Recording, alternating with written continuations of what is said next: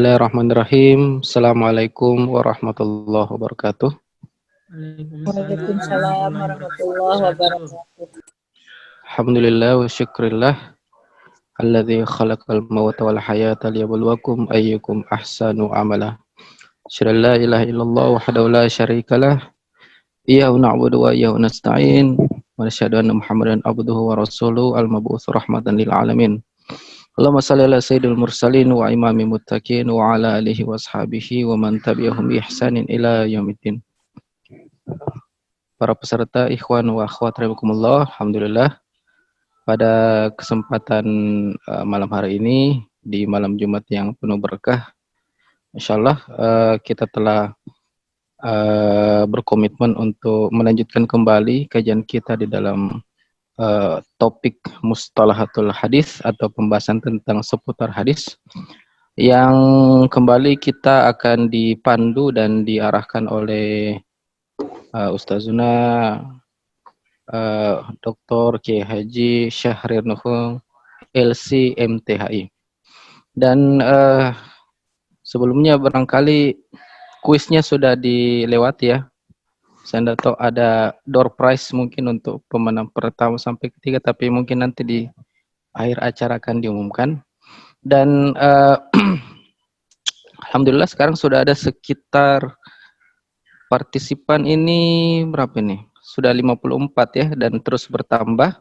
Alhamdulillah. Tanpa memperpanjang waktu lagi, saya persilakan kepada Al-Ustadz Dr. Kiai Haji Syahrir Nuhung LC MTHI untuk melanjutkan pemaparannya.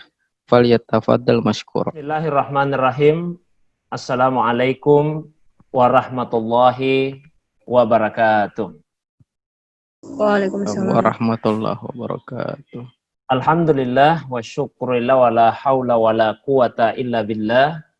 Wassalatu wassalamu ala rasulillah nabiyihil mustafa wa ala alihi wa ashabihi wa mawalah, amma ba'du.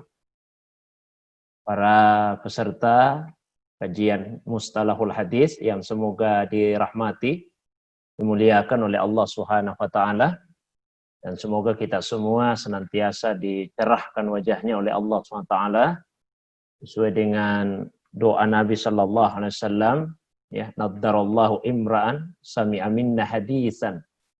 Semoga Allah Subhanahu wa taala mencerahkan wajahnya seseorang yang mendengarkan satu hadis dari kami. Amin. Kemudian fawa'ahu, lalu dia memahami. Setelah itu kemudian ia menyampaikan hadis tersebut. Karena sering sekali ya seseorang itu menyampaikan hadis kepada orang yang lebih faqih daripada dirinya. Baik, insyaallah untuk malam ini kita lanjutkan kajian hadis kita, dan sudah masuk kepada kajian kitab. Kalau dua pertemuan awal ya sifatnya masih pengantar. Nah, untuk malam ini kita masuk kepada kajian kitab. Ada dua kitab yang akan kita kaji secara berbarengan.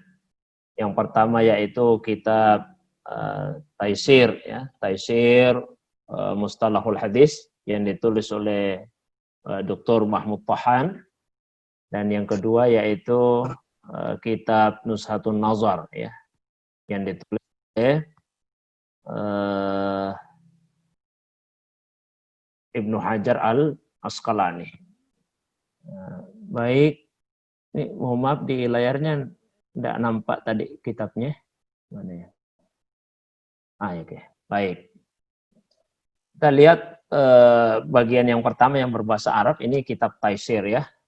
Nah, judulnya di atas Al-Faslul Awal, pasal yang pertama, Taqsimul Khabar bi'itibari wusulihi ilaina. Taqsimul Khabar bi'itibari wusulihi ilaina.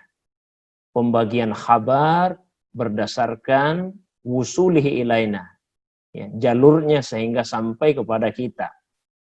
Seperti yang telah pernah kita kaji bersama bahwa ada 4 istilah yang menurut ulama hadis itu adalah kata yang muradif, yang sinonim. Selain kata hadis, kemudian ada kata sunnah, lalu ada kata khabar dan asar. Nah, di sini yang digunakan adalah kata khabar karena sifatnya lebih asmal, lebih menyeluruh. Ya, sama di sebelah yang satunya yang ada terjemahannya. Ini tulisan dari Ibnu Hajar Al-Asqalani ya, yang diterjemahkan. Di Fa'akulu beliau berkata al-khabaru, khabar itu. Jadi kedua kitab ini menggunakan kata khabar. Yang dimaksud adalah hadis. Kita kembali ke kitab berbahasa Arab Taisir. Yang qasimul khabaru bi'itibari wusulihi ilaina ila qismain. Khabar atau hadis itu berdasarkan jalurnya sehingga sampai kepada kita terbagi menjadi 2. Nah, tentu para peserta sekalian masih ingat bahwa ada 2 unsur utama yang terdapat di dalam hadis.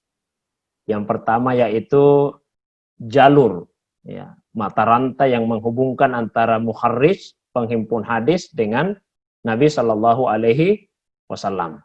Nah, yang kemudian diistilahkan dengan sanad, dan yang kedua yaitu matan.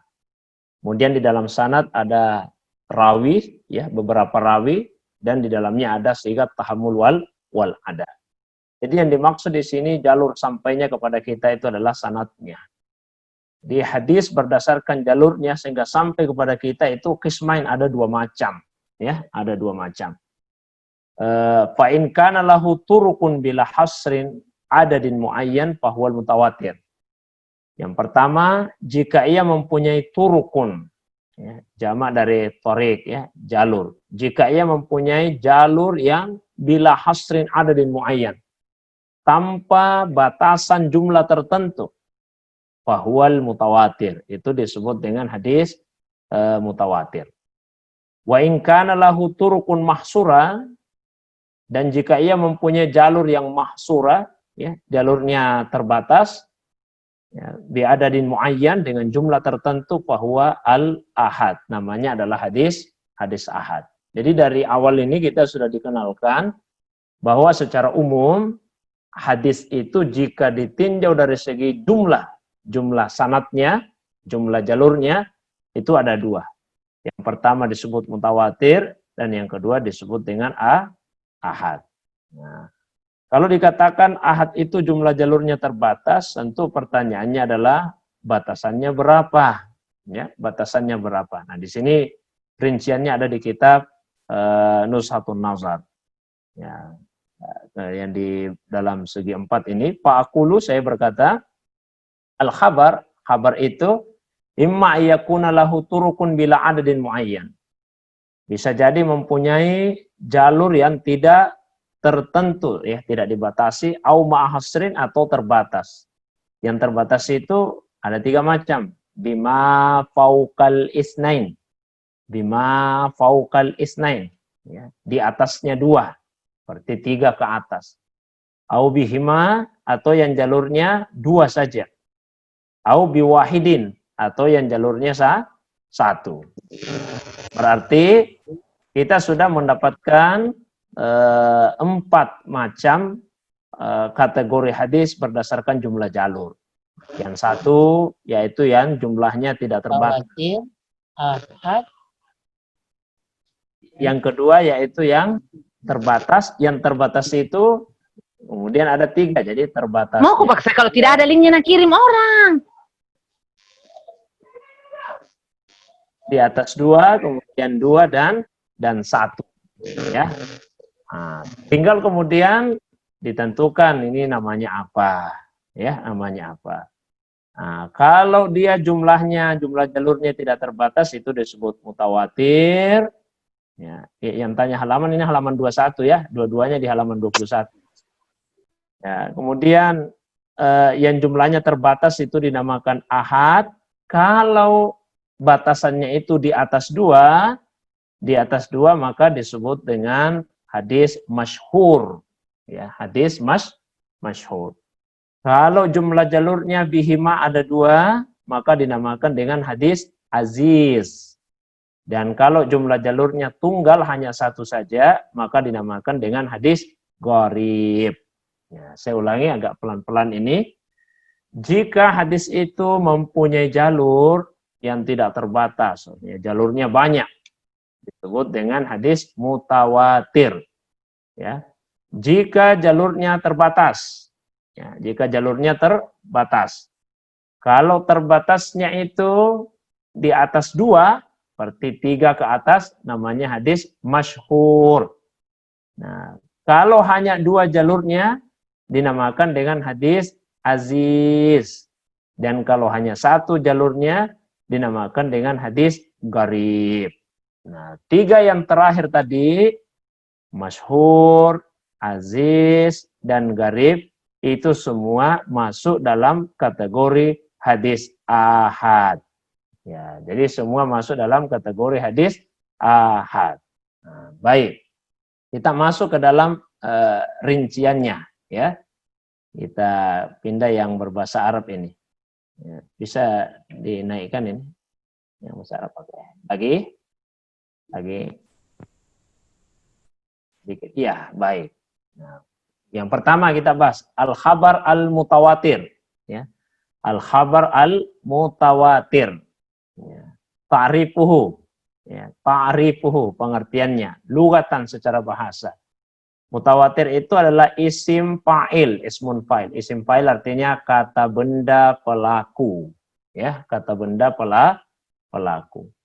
Mustaqun minat tawatur, berasal dari kata at-tawatur.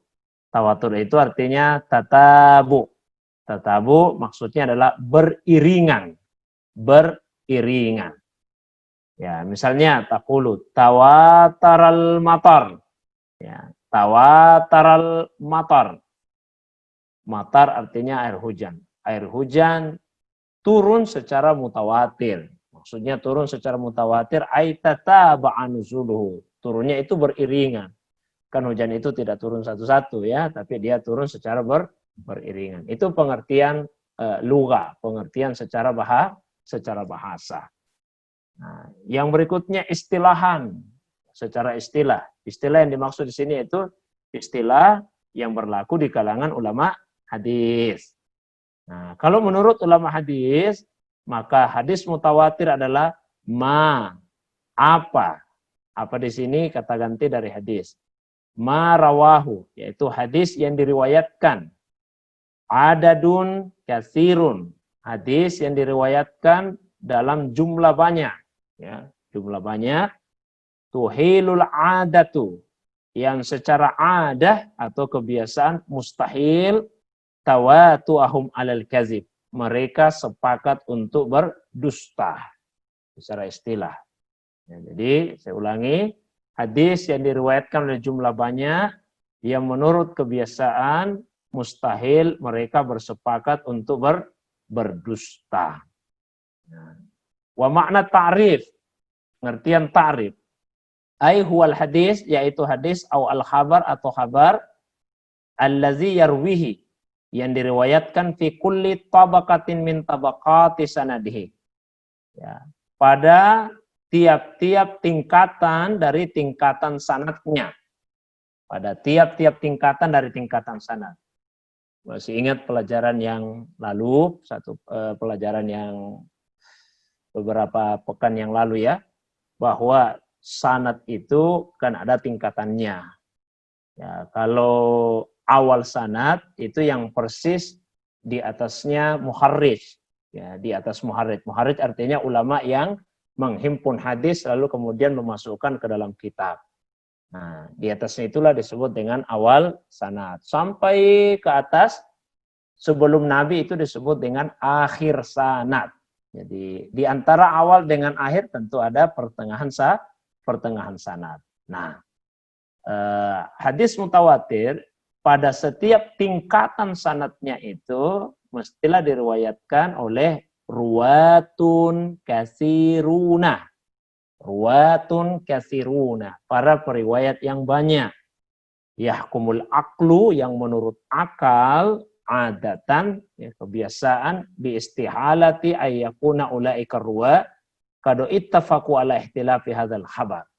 Mustahil menurut akal ini mereka bersepakat ya untuk ala ikhtilaqi ya. Ini kesalahan dan di buku ya, mesti kurang satu titiknya. Ala ikhtilaq. Ya, untuk membuat-buat kabar tersebut, membuat-buat berita itu. Saya berikan contoh untuk memperjelas ini. Belum masuk kepada contoh hadis ya. Untuk memperjelas saja apa yang dimaksud jumlah banyak mustahil sepakat berdusta. Tentu kita yang hadir ini ada 77 ya partisipan saya lihat. Berasal dari tempat yang berbeda-beda. Ya, berasal dari tempat yang berbeda-beda. Lokasi kita beda-beda. Nah, setiap kita tadi waktu salat Isya, kan semua melaksanakan salat Isya itu dengan cara yang sama ya. Nah, semua melaksanakan salat Isya tadi dengan cara yang sama. Dan kita tidak pernah bersepakat, tidak mungkin kita 77 orang melakukan kesepakatan untuk melakukan salat Isya itu dengan cara yang sama. Nah, itu contoh bahwa secara akal mustahil 77 orang tadi sepakat untuk melakukan kebohongan. Itu secara istilah. Nah, dengan demikian, sebuah hadis disebut mutawatir jika memenuhi beberapa persyaratan. Ada 4 persyaratannya. Nah, bisa dinaikkan sedikit.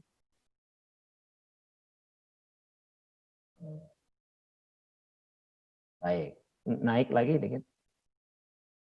Bisa naik sedikit. Ya, oke. Lewat. Terlewat. Ya udah, gini aja. Ya tabayyanu min syarhi tarif, jelaslah dari syarah tarif, penjelasan definisi itu annat tawaturah, bahwa mutawatir itu la yatahaqqaq, tidak bisa terwujud terrealisasi fil khabar pada sebuah hadis illa bisyurutin arba'ah, kecuali apabila sudah terpenuhi 4 syarat. Ya, jadi ada 4 syarat yang wajib terpenuhi sehingga sebuah berita disebut dengan berita yang mutawatir. Syarat yang pertama, ayyarwiyahu adadun katsirun, diriwayatkan jumlah banyak. Berapa jumlah banyaknya itu? Ya, kado ikhtalafa ikhtulifa fi aqalil kasr ala aqwal. Berbeda-beda ulama kita dalam menentukan jumlah minimal. Yang dipilih oleh penulis kitab ini dan dikutip dari Tadribur Rawi, ada catatan kakinya di bawah garis itu. Ya, Tadribur Rawi ditulis oleh Imam As-Suyuti. Jadi dalam kitab Tadribur Rawi, Imam As-Suyuti menuliskan bahwa jumlah minimal itu adalah 10 orang. Ya, 10 orang. Nah, itulah yang dipilih oleh Mahmud Tahan dalam kitab Taisir ya mustalah hadis ini. Itu syarat yang pertama. Jadi di setiap tingkatan hadis, setiap tingkatan sanad hadis tidak boleh kurang dari 10 rawi. Itu syarat yang pertama. Syarat yang kedua. Naik dikit. Bisa dinaikkan. Ini syarat yang kedua, baik. An tujada hadhil kasra fi jami'i tabaqatis sanad. Jumlah banyak itu mesti ada pada semua tingkatan sanad. Jadi jumlah banyak mesti ada pada semua tingkatan sanad. Jadi tidak bisa misalnya hanya satu tingkatan saja yang lebih dari 10, tapi tingkatan yang berikutnya tinggal 2 atau tinggal 3, ya. Mesti jumlah banyak ada pada semua tingkatan sanad. Kemudian yang berikutnya, antuhilul ada tawatu'ahum alal kadzib. Secara kebiasaan mustahil mereka sepakat untuk berdusta. Karena bisa saja ada jumlah banyak, tapi mungkin mereka sepakat berdusta. Katakanlah misalnya, ada 20 orang tinggal di daerah yang sama. Mereka bisa berkumpul, lalu membuat-buat cerita. Maka ini tidak memenuhi syarat yang ketiga. Jumlah banyak itu harus secara akal, mustahil mereka sepakat untuk berdusta. Lalu yang keempat, ayyakuna mustanadu khabarhim al-his. sandaran berita itu adalah indra. Indra, apa maksudnya indra?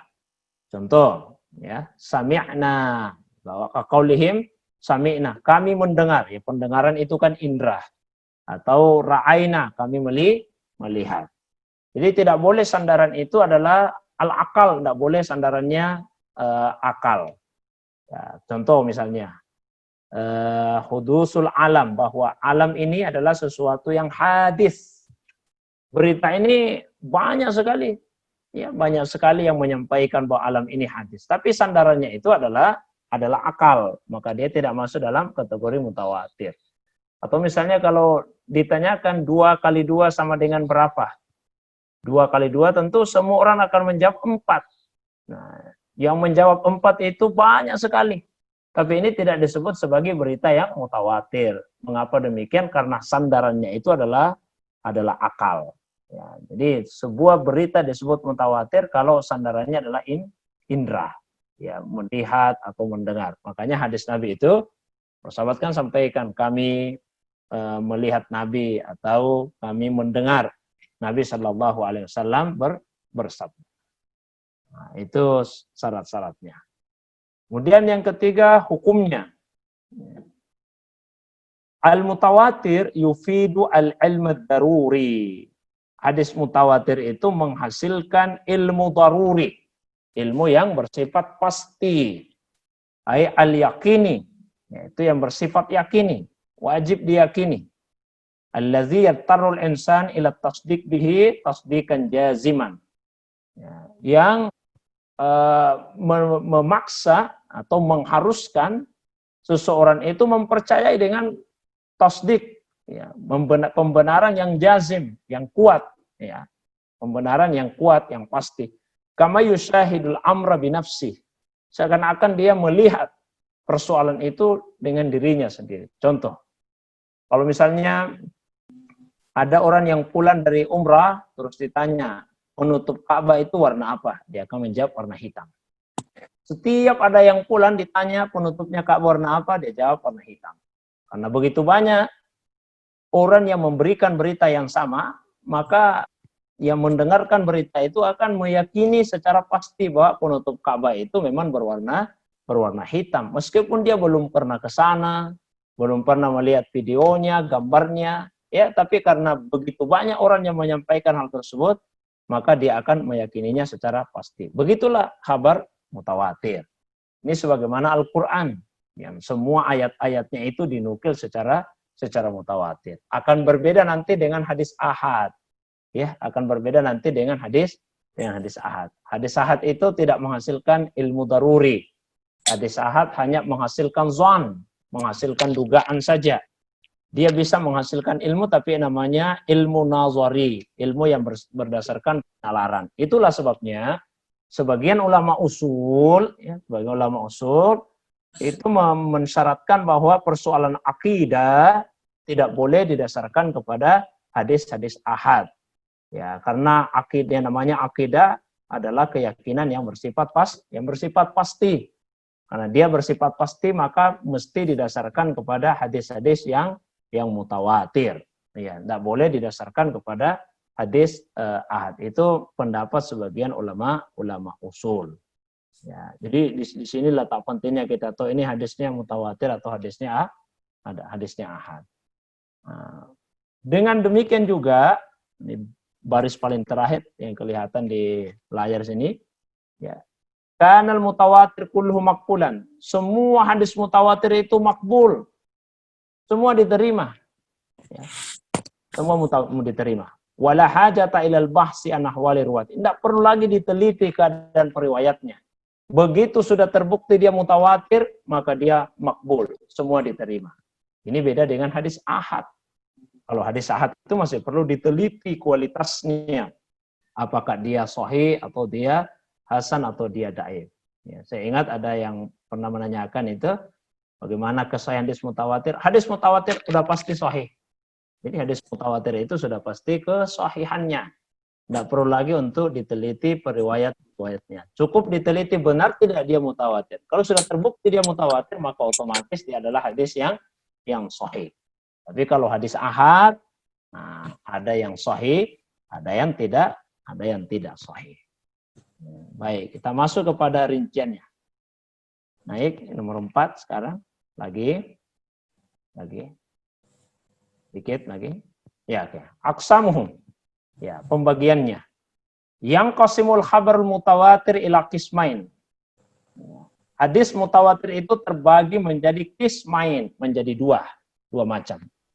Kan nanti ada yang bagi 3. Jadi kita bahas ini ya, yang membagi 2.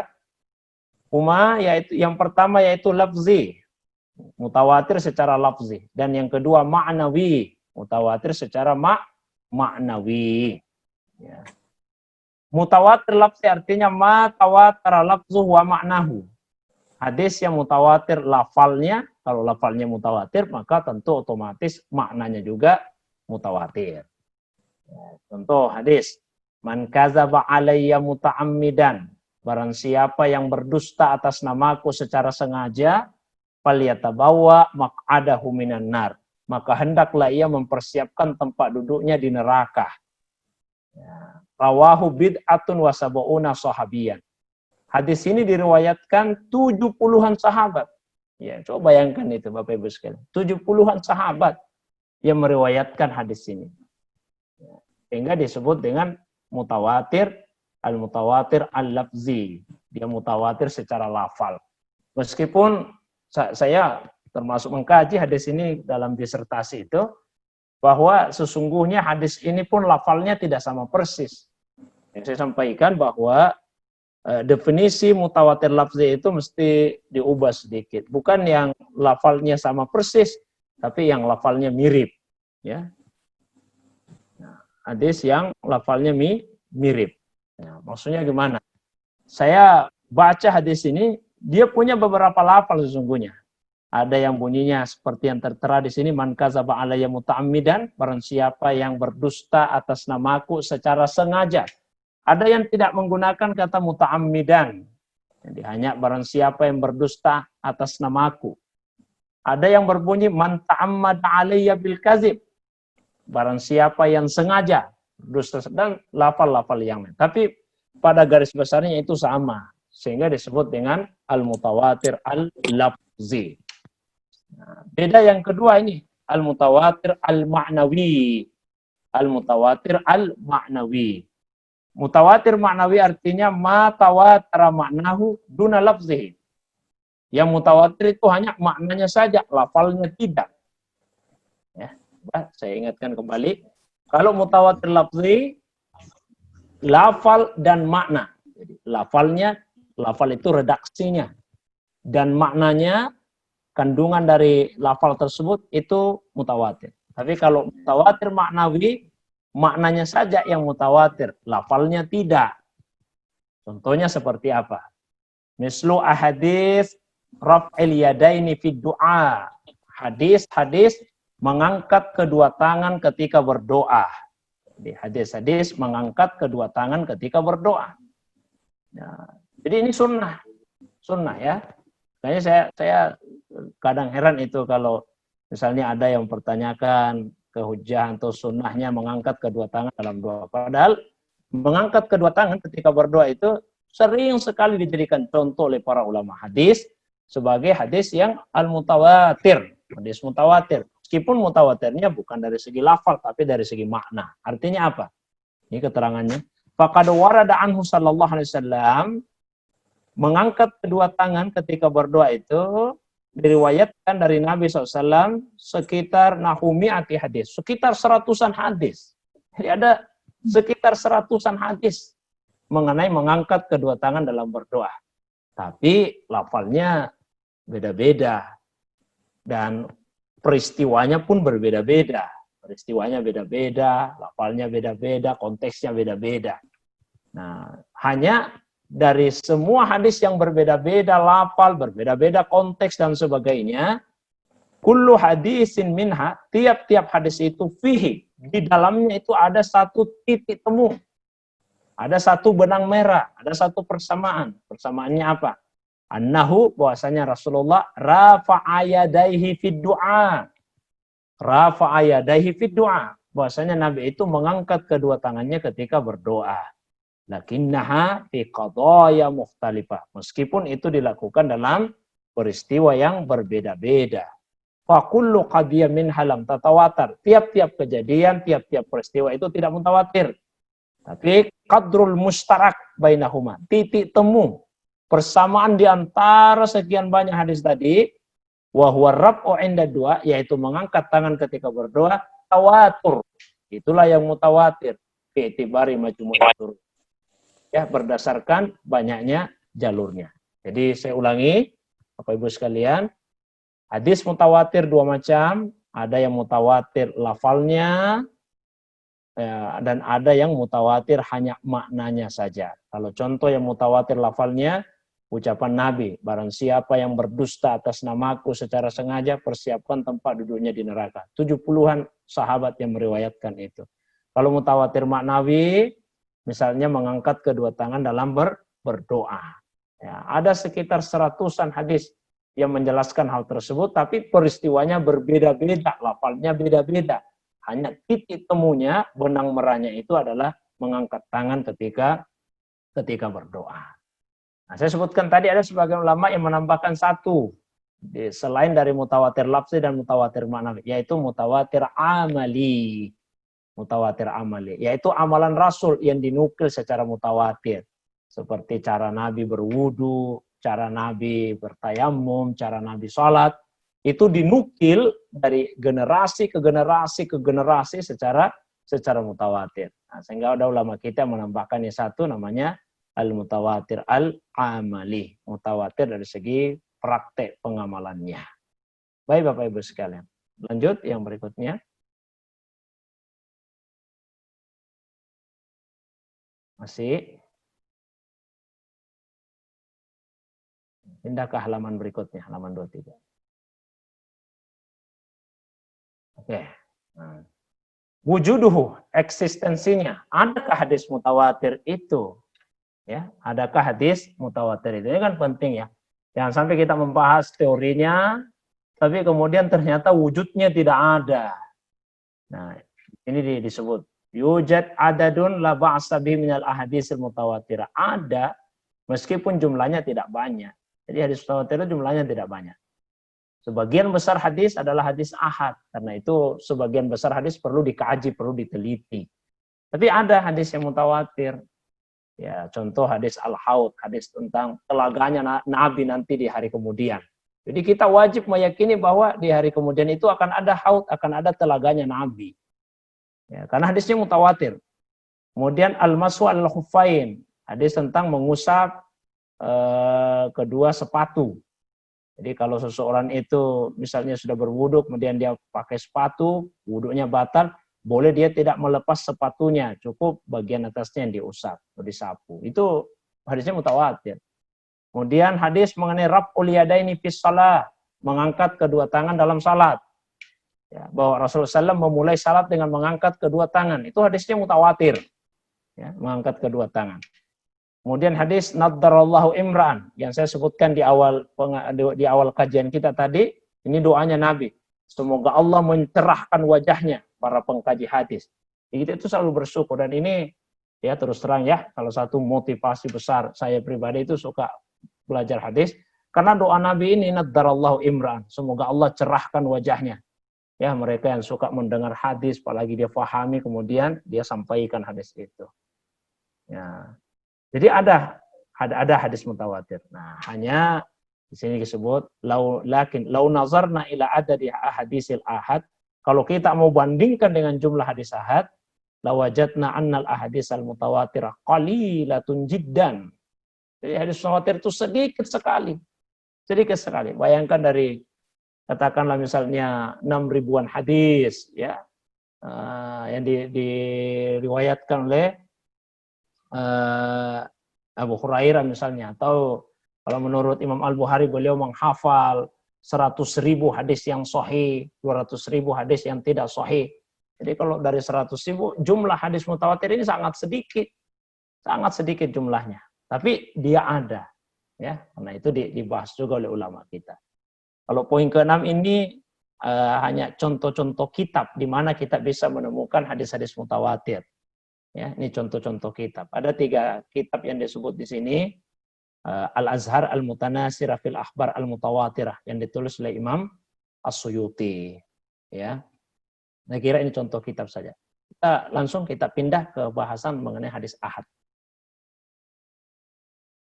Nah, halaman berikutnya, silakan. Ya, oke. Lanjut ke atas. Boleh ke atas. Ya, ini pembahasan yang kedua. Khabarul ahad. Tadi ya, sudah hadis mutawatir. Sekarang kategori kedua. Hadis ahad. Ya. Secara bahasa, ta'rifu, pengertian secara bahasa. Ahad itu jamak dari ahadun. Ya. Hanya disebut pendek ahadun. Bermakna wahid, satu. Jadi kalau ahad artinya hadis satu-satu. Apa maksudnya hadis satu-satu? Oh, secara bahasa berarti majar sahsun wahid. Hadis yang diriwayatkan oleh satu orang saja. Itu secara bahasa ya. Meskipun tentu dalam kenyataannya tidak harus satu orang. Ya, tapi yang dimaksud dengan hadis ahad yaitu malam yajma' syurutal mutawatir. Hadis yang tidak memenuhi syarat-syarat mutawatir. Jadi kan ada 4 syarat itu ya. Nah, kalau ada syarat yang tidak terpenuhi maka dia dinamakan dengan hadis ahad. Jadi meskipun tidak satu, tidak tunggal sanadnya, 3 misalnya sanadnya, itu tetap masuk kategori hadis ahad. Ya. Meskipun 3 sanadnya disebut hadis ahad, bukan ahad itu artinya satu-satu. Secara istilah yang dimaksud dengan hadis ahad adalah hadis yang tidak memenuhi syarat mutawatir. Nah, ini penting dipahami karena mohon maaf sering saya menjumpai dalam perbincangan ada yang menyangka bahwa hadis ahad itu yang satu saja sanadnya. Itu namanya hadis gharib. Hadis gharib, bagian dari hadis ahad. Tapi yang 2 jalurnya pun juga bagian dari hadis ahad, namanya aziz. Yang 3 jalurnya pun juga masih bagian dari hadis ahad, namanya masyhur. Bahkan yang 4 jalurnya, 5 jalurnya, 6 jalurnya, sampai 9 jalurnya, itu semua bagian dari hadis ahad. Bagian dari hadis ahad. Namanya hadis masyhur. Hadis masyhur. Jadi selama dia tidak memenuhi syarat mutawatir, maka dia disebut dengan hadis ahad. Hukumnya apa? Tadi saya sudah singgung ya perbedaannya dengan mutawatir. Kalau mutawatir menghasilkan tadi ilmu yakini, ilmu yang bersifat keyakinan. Tapi kalau hadis ahad hanya menghasilkan ilmu nazari. Ilmu nazari itu artinya ilmu yang membutuhkan penalaran, membutuhkan istidlal. Sehingga semua hadis ahad itu membutuhkan kajian terlebih dahulu. Ya, beda dengan hadis mutawatir. Baik, lanjut silakan.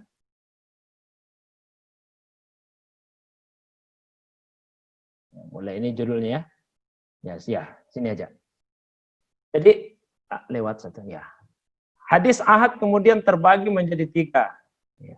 Masyhur, aziz, gharib. Jadi masyhur, aziz, gharib. Ya. Kalau secara bahasa, masyhur itu artinya populer, hadis yang populer. Itu secara bahasa. Nah, sehingga nanti hadis masyhur itu ada namanya masyhur lugawi. Masyhur secara bahasa. Ada masyhur istilahi. Masyhur berdasarkan istilah. Ya, jadi tidak semua masyhur yang lugawi itu masuk juga masyhur secara istilahi. Yang penting hadis itu populer, dia masyhur. Tapi hanya secara lugawi, secara bahasa saja. Kita sering mendengar misalnya ada hadis ya utlubul ilma walau bisin. Ya karena dia populer namanya masyhur, tapi masyhurnya lugawi. Dan popularitas itu kan beda-beda. Popularitas itu beda-beda. Maksudnya beda-beda. Ada hadis yang populer di kalangan orang awam saja. Ada hadis yang populer di kalangan ulama hadis saja. Ada hadis yang populer di kalangan ulama fikih. Ada hadis yang populer di kalangan ulama usul. Ada hadis yang populer di kalangan ahli bahasa. Itu semua adalah masyhur lugawi. Masyhur secara bahasa. Nah, yang dikaji oleh ulama hadis itu adalah masyhur secara istilahi. Yaitu hadis yang mempunyai lebih dari 2 jalur. Lebih dari 2 jalur. Tapi belum mencapai tingkat mutawatir. Nah, kita lihat contohnya sekarang ya. Bisa dinaikkan, silakan. Lanjut saja, tidak usah saya baca keseluruhan, langsung ke contoh ya. Misaluhu. Ini misaluhu. Ya, misaluhu. Hadis innallaha la yaqbidul ilma intiza'an yantazi'uhu. Ini penggalan hadis ya. Penggalan hadis riwayat Bukhari. Sesungguhnya Allah itu innallaha la yaqbidul ilma intiza'an yantazi'uhu. Sesungguhnya Allah itu tidak mencabut ilmu secara langsung. Tidak mencabut ilmu secara langsung. Tapi Allah itu kalau mau mencabut ilmu, caranya bagaimana? Biqabdil ulama. Dengan cara mematikan ulamanya. Jadi kalau ulama itu sudah meninggal, maka tercabutlah ilmu itu dari dunia ini. Hadis ini mempunyai banyak jalur. Ya, mempunyai banyak jalur, tapi tidak mencapai tingkat mutawatir, maka dia hanya disebut sebagai hadis masyhur. Ada istilah lain yang diberikan ulama kita terhadap hadis masyhur ini, yaitu hadis mustafid. Jadi kalau misalnya ada yang menemukan di kitab-kitab hadis, istilah hadis mustafid itu adalah nama lain dari hadis masyhur. Meskipun ada ulama yang membedakannya, tapi kita tidak usah terlalu mendalam lah dalam masalah itu. Saya hanya sampaikan bahwa selain disebut masyhur, dia juga dinamakan dengan hadis mustafid. Bisa lanjut, silakan. Tak langkai saja, ya. Langkahi. Lanjut lagi. Ya, ini tadi ya. Sekilas yang saya sebut masyhur ghairul istilahi. Masyhur non istilah atau masyhur secara bahasa saja. Jadi hanya populer secara bahasa, tidak melihat jumlah jalurnya berapa. Ya, contoh, terbagi-bagi. Yang nomor 1, alif atau alif. Masyhur baina ahli hadis khassatan. Masyhur di kalangan ahli hadis saja. Ada hadisnya Anas, anna Rasulullah SAW kana tasyahran ba'da ruku' yad'u ala ri'lin wa zakwan. Rasulullah SAW pernah kunut 1 bulan. Jadi Rasulullah pernah kunut selama 1 bulan setelah ruku'. Mendoakan keburukan untuk penduduk Ri'lin dan Zakwan. Ini hadisnya populer. Mohon maaf, populernya di kalangan ulama hadis. Sehingga kalau ada yang, saya jarang mendengar hadis itu, ya wajar kan Kak? Karena mohon maaf, kita belum masuk kategori ulama hadis. Ini hadis populer di kalangan ulama hadis. Nah, kemudian ada hadis populer, selain populer di kalangan ulama hadis, populer juga di kalangan ulama secara umum, dan juga populer di kalangan orang awam. Ya, seperti al-muslimu man salimal muslimuna min lisanihi wa yadihi. Orang Islam itu adalah orang yang sempurna, orang yang menyelamatkan orang Islam lainnya dari gangguan lidah dan tangannya. Nah, dari gangguan lidah dan tangannya. Ini populer di kalangan ulama hadis, ulama dan orang awam. Kemudian ada hadis populer di kalangan ahli fikih. Ya, di kalangan ahli fikih. Contohnya, abghadul halali ilallahi at-talaq. Perbuatan halal yang paling dibenci oleh Allah itu adalah talak, perceraian. Sangat populer, sangat dikenal oleh ulama-ulama fikih. Ada hadis yang populer di kalangan ulama usul. Ya, usul yang dimaksudnya usul fikih.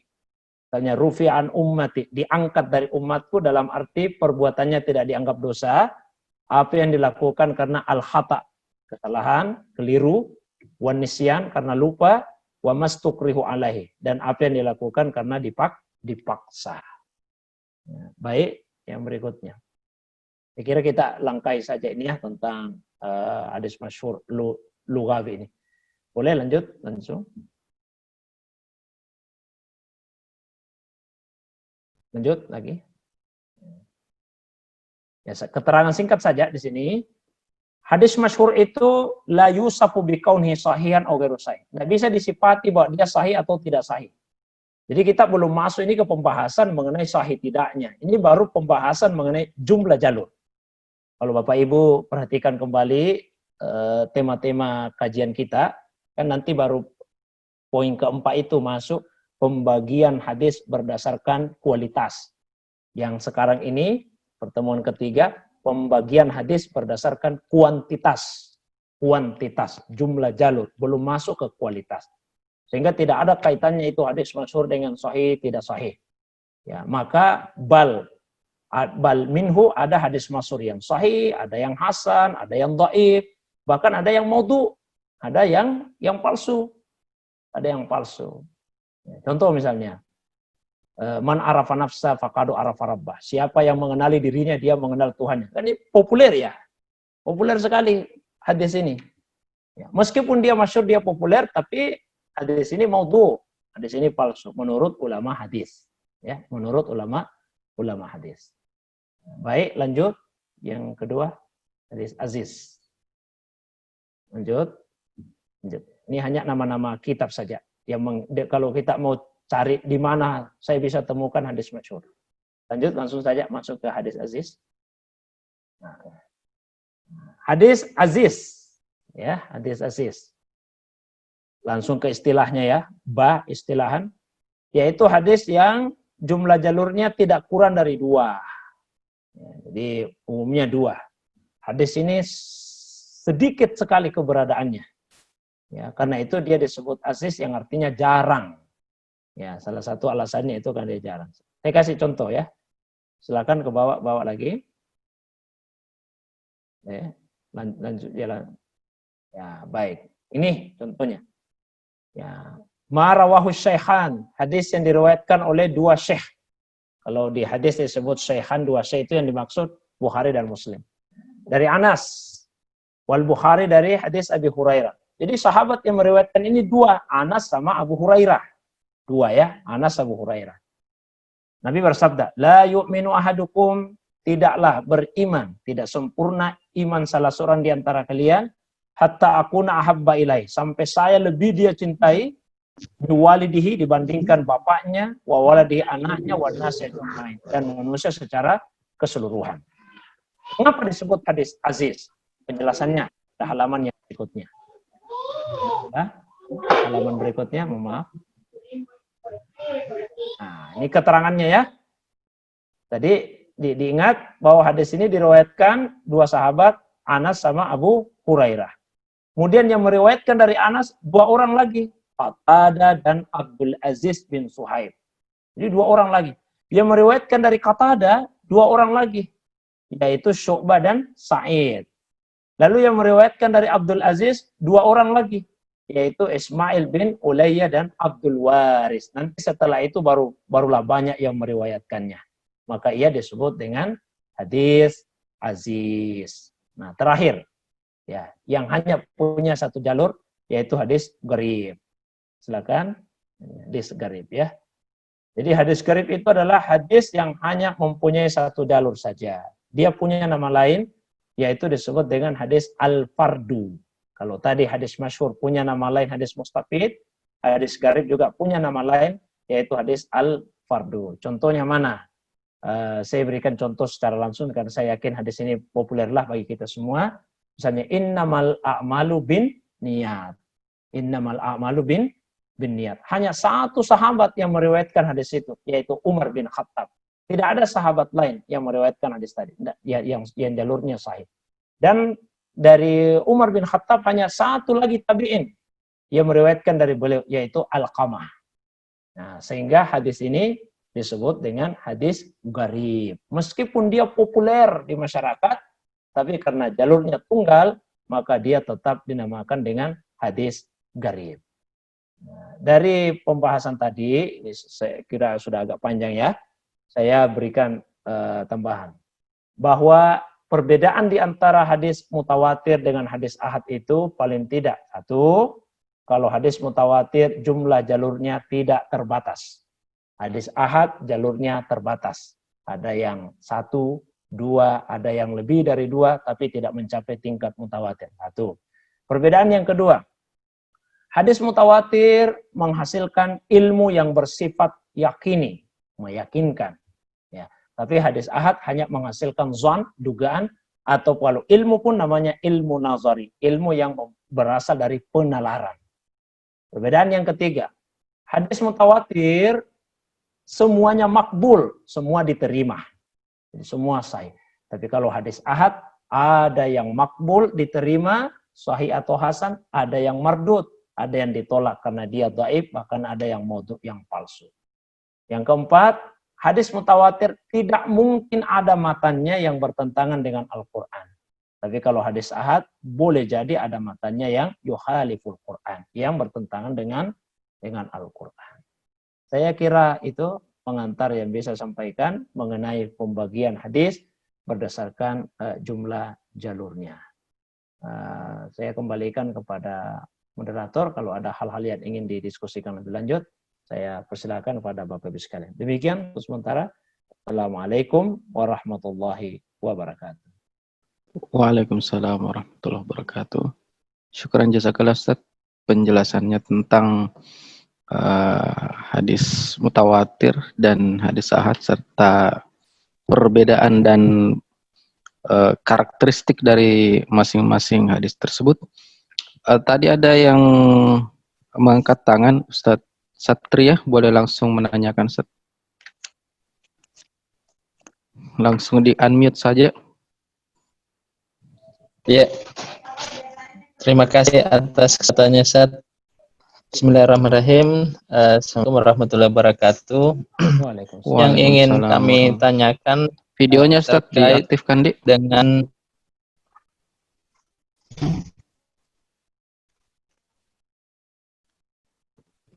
Videonya Ustaz. sudah aktif. Ya.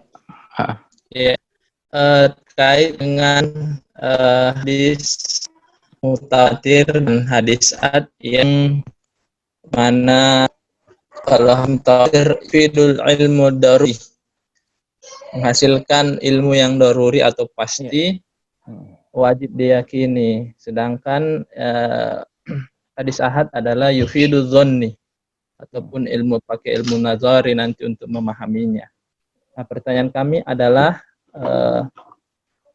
kalau hadis mutawatir itu memang lazim oleh kaum muslimin digunakan untuk menjadi dalil argumentasi dalam perkara akidah.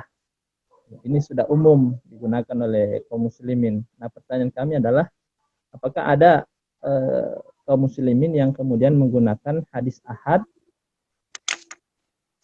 dalam berdalil dalam perkara akidah. Nah, sebab konsekuensinya kalau berdalil dengan perkara yang zonni, pasti atau menggunakan hadis ahad, mereka berargumentasi dengan sesuatu yang zonni. Itu yang pertama. Apakah ada kaum muslimin yang menggunakan kebrun wahid ini, habar ahad ini dalam perkara akidah? Nah, kemudian yang kedua adalah tentu kalau kita pahami bagaimana di pelajaran tadi bahwa yufidu zonni menghasilkan sesuatu yang zonni, konsekuensi dari penggunaan khabar ahad dalam perkara akidahnya seperti apa, Ustaz? Konsekuensi dari kan pertanyaannya apakah ada kaum muslimin yang menggunakan hadis ahad dalam perkara akidah, argumentasi dalam perkara akidah, apakah ada? Nah, kalau ada, bagaimana konsekuensi akidah yang mereka hasilkan? Konsekuensi akidah yang mereka hasilkan, apakah sama dengan kaum muslimin yang menggunakan hadis mutawatir dalam perkara akidahnya, atau tidak sama? Mungkin dua hal ini saja yang kami tanya. Terima kasih, Ustaz. Baik. Ya, tafadhol Ustaz, mungkin bisa ditangkap pertanyaannya, Oke, boleh baik. langsung dijawab. Silakan Ustaz. Jadi persoalan mengenai beristidlal ya dengan hadis ahad, menjadikan hadis ahad sebagai dalil dalam persoalan akidah. Ini ada perbedaan antara ulama usul dengan ulama hadis. Jadi mayoritas ulama usul itu tidak menjadikan hadis ahad itu sebagai dalil dalam masalah akidah. Itu ulama-ulama usul, ya. Beda dengan ulama hadis. Kalau ulama hadis itu mayoritasnya menjadikan hadis ahad juga sebagai dalil dalam persoalan akidah. Karena prinsipnya seperti ini. Ya. Al-ibratu laisa fil adad walakin fi sidqil khabar. Itu prinsip yang dipakai ya yang jadi sandaran itu bukan berapa banyak orang yang membawa berita, tapi yang dijadikan sebagai sandaran itu adalah kejujuran dari pembawa berita. Sehingga meskipun hanya satu atau dua orang yang membawa berita, kalau orangnya diyakini sebagai orang yang jujur, maka dia juga dijadikan sebagai sandaran. Nah, saya secara pribadi dalam persoalan ini cenderung kepada apa yang dituliskan oleh Syekh Yusuf Al-Qardawi itu dalam satu kitabnya. Beliau membagi masalah akidah itu menjadi dua bagian. Yang pertama disebut dengan aqaid asasiyah, akidah pokok. Dan yang kedua disebut dengan aqaid furu'iyah, akidah cabang. Ya, jadi ada aqaid asasiyah, ada aqaid furu'iyah. Akidah pokok itu mesti didasarkan kepada ayat Al-Quran atau hadis yang mutawatir. Sementara aqaid furu'iyah, akidah cabang, itu bisa didasarkan kepada hadis yang sifatnya ahad. Nanti lanjut, konsekuensinya seperti apa? Konsekuensinya adalah bagi yang tidak meyakini aqaid asasiyah, akidah pokok yang didasarkan kepada Al-Quran dan hadis, konsekuensinya dia khuruj anil iman, keluar dari keimanan dan menjadi kafir. Nah, sementara apabila aqaid furu'iyah yang tidak diyakini, maka itu tidak akan menjadikan seseorang itu sebagai orang yang kafir. Saya kasih contoh misalnya ya, hari kiamat. Ya. Hari kiamat itu adalah kepastian, didasarkan kepada ayat Al-Quran, dan kalau pakai hadis pun, hadisnya juga mutawatir. Ya. Sehingga jika ada seorang muslim yang tidak meyakini akan adanya hari kiamat, konsekuensinya dia telah kafir. Karena dia telah mengingkari ayat Al-Quran, atau mengingkari hadis-hadis yang mutawatir. Nah, terus furu'iyahnya di mana? Bahwa kiamat itu akan terjadi pada hari Jumat. Ini kan disebut di hadis. Tapi hadisnya itu tidak mutawatir, hadisnya ahad.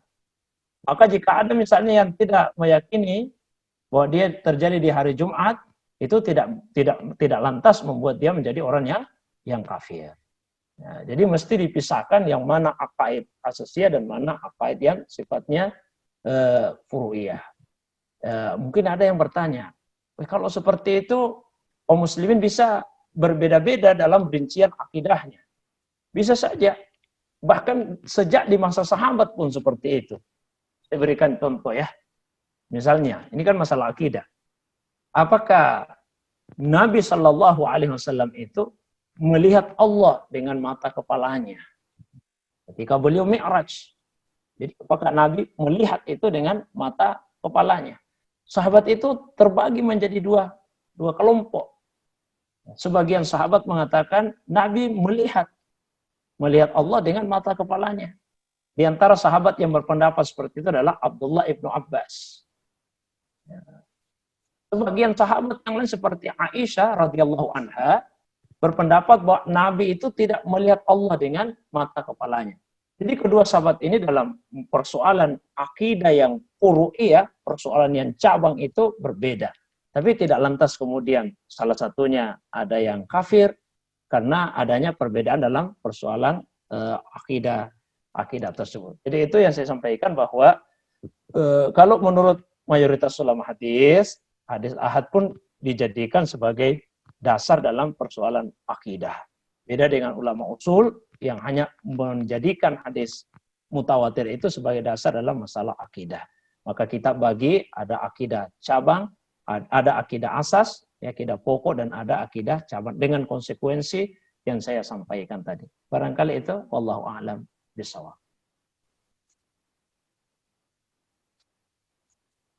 Iya, bagaimana Ustadz Satria? Ya Ustaz, syukran sekolah jawabannya. Wah. Iya, jadi kita lanjut. Ada pertanyaan yang masih terkait dengan pertanyaan Ustadz Satria di chat room. Yang mana dari Ustadz Ahmad Taufik ini butuh penjelasan karena pada halaman 23 tertulis perkataan bahwa khabar ahad tidak diterima dalam masalah ilmiah dalam kurung akidah, maka perkataan ini merupakan modal ahli bid'ah untuk menolak akhbar atau hadis-hadis. Ini bagaimana penjelasannya, Ustaz? Oh, iya. Baik, itu mungkin bukan di kitab Taisir ya, yang buku yang satunya barangkali yang satunya ya, berbahasa berbahasa Indonesia. Jadi itulah yang saya sebutkan tadi, bahwa Ibnu Hajar al-Asqalani itu ulama hadis ya, beliau bukan ulama usul. Jadi seperti yang sampaikan bahwa umumnya ulama hadis itu ya menjadikan hadis ahad juga sebagai sandaran dalam masalah akidah, tanpa membedakan ini akidah ataupun masalah ibadah. Karena bagi ulama hadis yang menjadi standar itu adalah sidqul mukhbir, kejujuran dari pembawa berita. Bahkan sesungguhnya istilah mutawatir itu pada awalnya tidak populer di kalangan ulama hadis. Istilah ini populernya itu di kalangan ulama usul, bukan usul fikih ya, ini usul dalam persoalan akidah ini.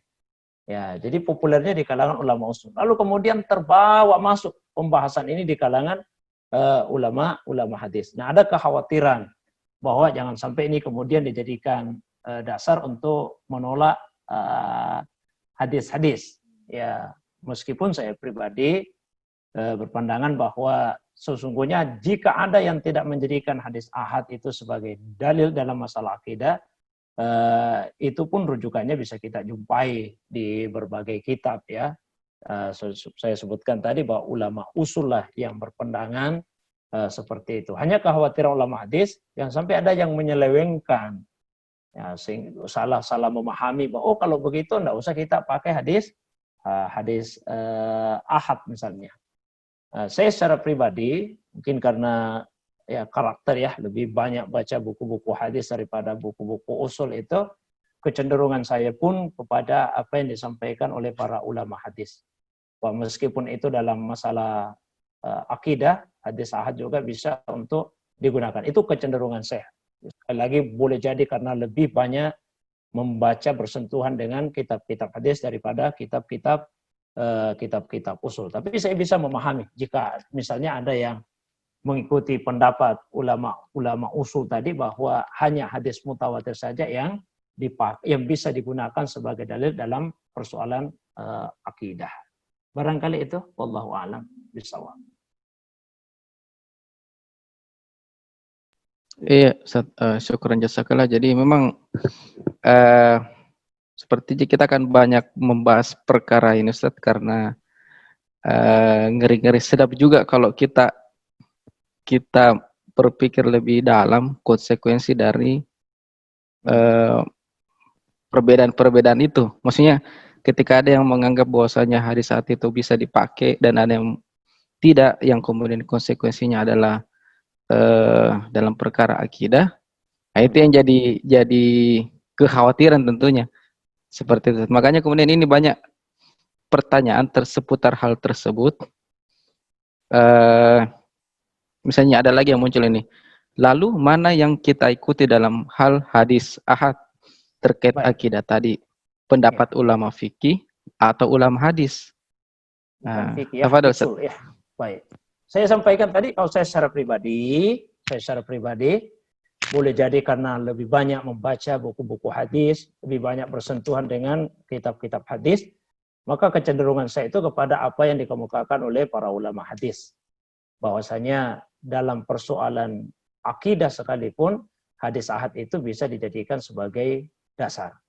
Hanya tadi ya, ada kategorisasi. Kategorisasinya itu, kalau hadis ahad maka dia itu sifatnya akidah furu'iyah.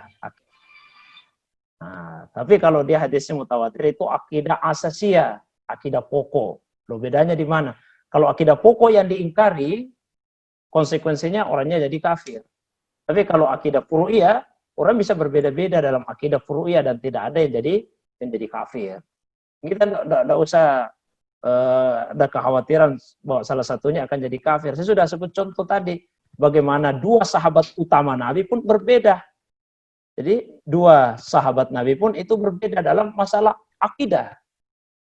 Kan persoalan akidah itu, apakah Nabi melihat Tuhan atau tidak, ini masalah akidah. Dan dua sahabat itu berbeda.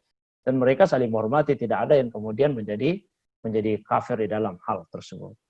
Ya, itu ya. Saya memahami ini mungkin banyak yang hadir lebih cenderung bahwa tidak dipakai. Banyak juga saya berdiskusi itu, termasuk contoh-contoh yang dikemukakan misalnya mengenai siksa kubur. Kalau penelitian saya, pembacaan saya terhadap hadis mengenai siksa kubur itu masuk dalam kategori mutawatir. Pembacaan saya. Banyak sahabat yang meriwayatkan mengenai siksa kubur itu. Saya itu hadisnya mutawatir dan mutawatirnya maknawi. Sehingga wajib untuk diyakini.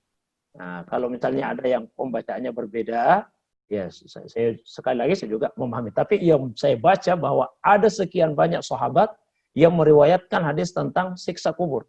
Konteksnya berbeda-beda, tapi satu titik temunya bahwa siksa kubur itu ada.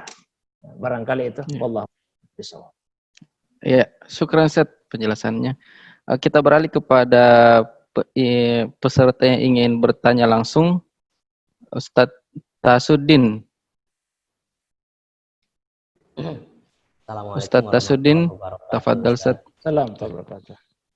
Saya Tasudin dari Kota Banjar, Jawa Barat. Oh, jauh sekali ya. Ya, Alhamdulillah. Ya. Tadi dijelaskan di hadis ahad itu hadis masyhur, hadis aziz dan gharib. Gharib juga disebut fard. Nah, saya ada menemukan istilah ada hadis gharib mutlak dan hadis gharib nisbi. Mohon dijelaskan Ustaz. Betul. Iya, baik. Ya, tafadhol Ustaz, langsung saja. Oh, satu ya saja ya. Baik. Oh, satu lagi. Kemudian yang hadis masyhur, tadi kan ada contoh masyhur di kalangan ulama hadis, ada masyhur di kalangan usul, fuqaha, awam, dan jenis-jenis yang lain. Nah, apakah masyhur yang dimaksud di sini itu masyhur di kalangan ulama hadis, yang dimaksud pada hadis masyhur, aziz, ahad? Apakah masyhur di kalangan muhadits atau bagaimana? Terima kasih Ustaz. Baik. Oke.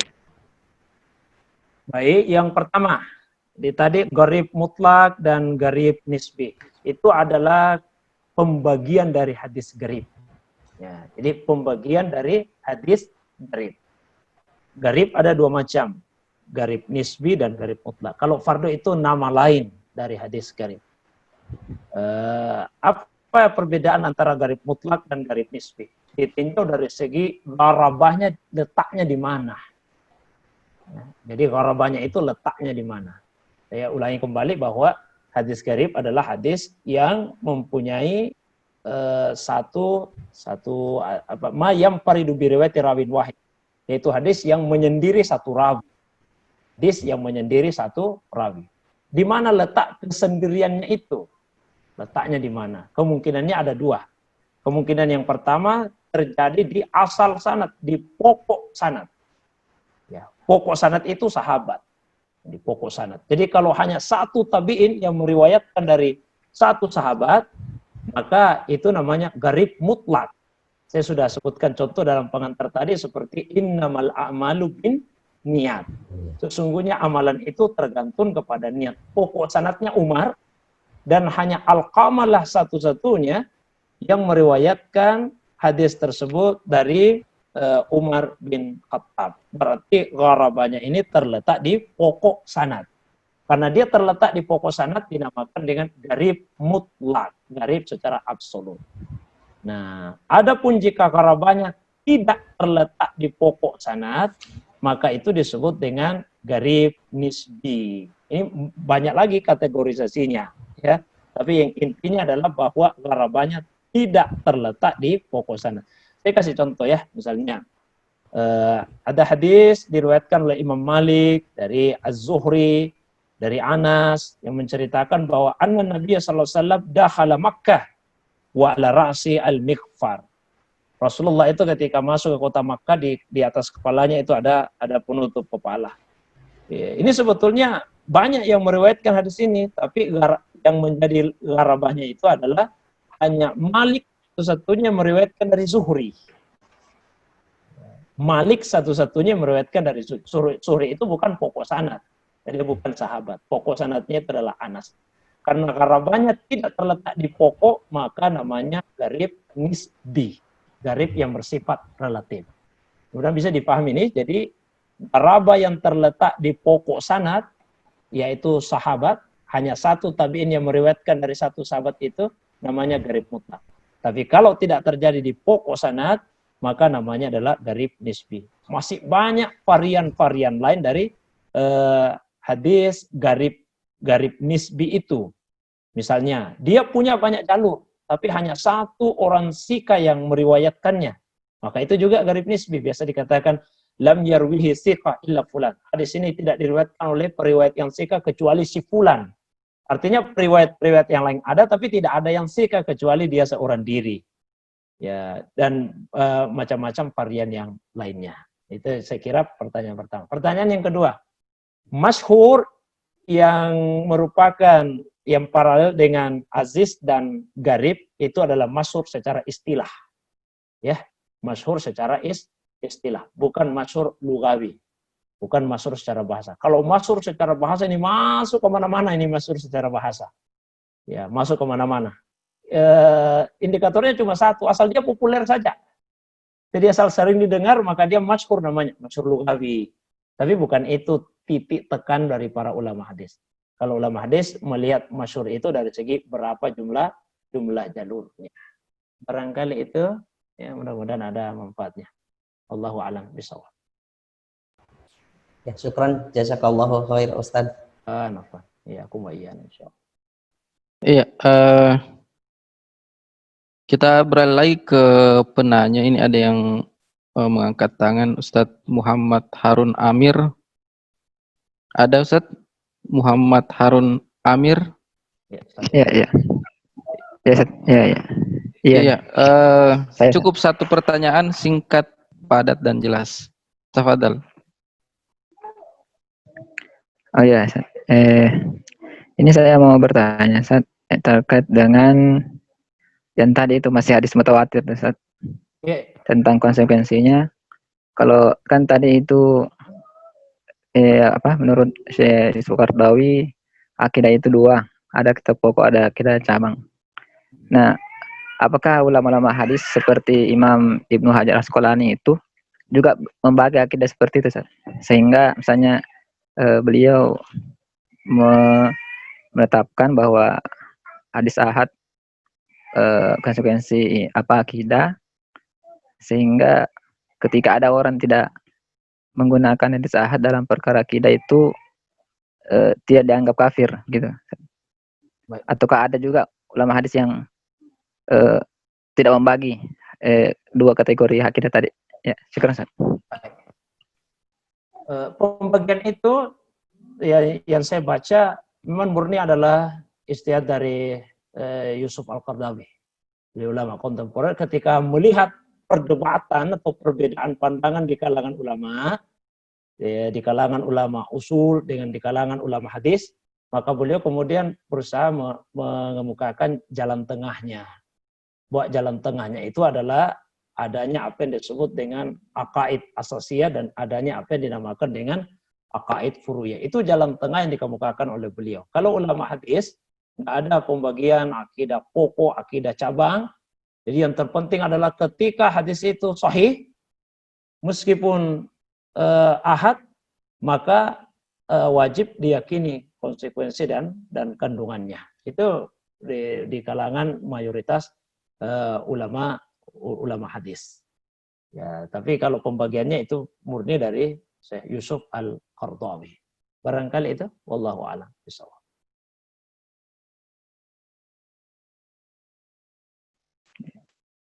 Apa Ustaz?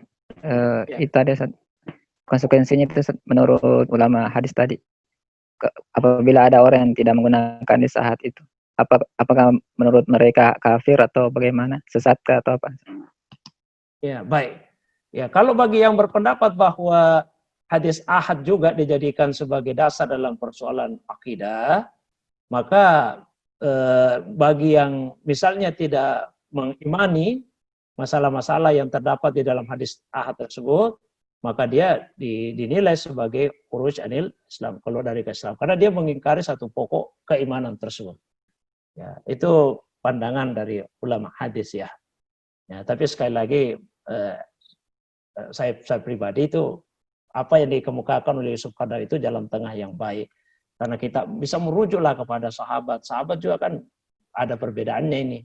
Masa dalam semua perbedaan lantas salah satunya harus dinilai kafir, salah satunya harus dinilai sebagai orang yang beriman. Sementara persoalan itu bukanlah masalah yang pokok, meskipun dia akidah. Jadi tidak semua akidah itu pokok, sebagaimana tidak semua ibadah itu cabang. Ada juga yang pokok dalam akidah, ada yang cabang dalam akidah. Sebagaimana juga dalam persoalan ibadah, ada yang pokok dan ada yang cabang. Barangkali itu, wallahu a'lam bishawab. Ya, bagaimana Ustadz Harun Amir?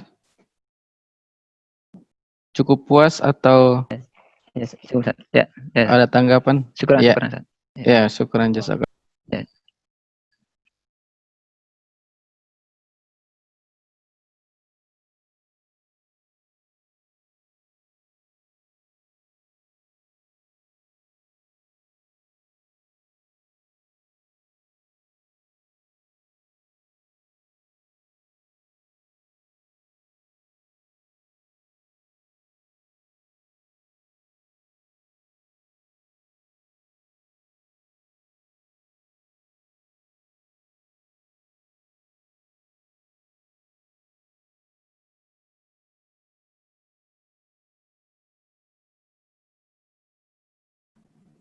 Halo, Ustadz Iswayudi. Oh, Ya, ya. Afan, ternyata di mute. Saya beralih ke pertanyaan di chatroom, Ustadz. Halo? Iya, silakan. Ya, terkait dengan tabakat, ini ada yang bertanya, Ustadz mohon dijelaskan tentang tabakat. Ada yang menjelaskan bahwa tabakat itu ada 12 tingkatan. Jika dibahas tentang hadis yang bersambung sanad, apakah maksudnya jenjang tabakatnya itu berurutan? Misal, perawi di tabakat ke-12, bersambung ke 11, 10, dan seterusnya hingga ke Rasulullah SAW. Tafadhol, Ustaz. Baik. Kalau yang dimaksud dengan tabakat sanad, tingkatan sanad, ya, kalau dimaksud dengan tabakat atau tingkatan sanad, yaitu dari muharrid sampai ke Nabi, maka tidak mesti sampai 12. Ada yang 3 saja. Makanya ada hadis populer itu hadis-hadis sudasiyat yang cuma 3 tingkatan saja. Ya, semakin pendek jalurnya itu semakin baik hadis itu. Makanya ada istilah sanad yang ali, sanad yang tinggi. Nah, mengapa semakin pendek semakin baik? Karena setiap orang itu berpotensi melakukan kesalahan. Semakin banyak orang yang terlibat di dalamnya, semakin banyak jalurnya, semakin banyak tingkatannya, kan semakin tinggi potensi kesalahannya itu. Ya, jadi ada hadis yang cuma misalnya Malik dari Nafi, dari Abdullah bin Umar, dari Nabi. Ya, Imam Malik ini kan seorang muharrid, dia punya kitab Muwatta. Ya, di dalam kitab Muwatta itu ada yang cuma di atasnya Malik itu langsung Nafi, gurunya Nafi. Kemudian di atasnya Nafi Abdullah bin Umar. Abdullah bin Umar langsung Rasulullah Shallallahu Alaihi Wasallam. Jadi tidak mesti sampai belasan itu ya, 10, 11, 12-an. Kalau semakin ke belakang, muharrid itu semakin banyak jalurnya. Kalau misalnya Imam Al-Bukhari, kadang-kadang di atasnya itu gurunya. Kemudian setelah itu gurunya, baru kemudian ada tabi, ya, kemudian ada tabi, ya, setelah itu sahabat, baru kemudian Rasulullah Shallallahu Alaihi Wasallam. Apalagi kalau generasi setelah Imam Al-Bukhari, ya, mereka yang hidup di abad keempat Hijriah tentu akan lebih banyak lagi tabakatnya, lebih banyak lagi tingkatan sanadnya. Itu kalau yang dimaksud pertanyaan tadi, tingkatan-tingkatan pada sanad. Tidak harus sampai 12 tingkatannya. Barangkali itu, Allahu a'lam bishawab. Oh, berarti semakin sedikit tingkatan dari sanad tersebut, itu semakin bagus sebenarnya. Ya. Karena semakin kecil peluang untuk salah. Ya, semakin kecil peluang untuk salah. Namanya berita itu semakin pindah ke orang lain, maka ada kemungkinan bertambah, ada kemungkinan berkurang, ada kemungkinan berganti berita tersebut.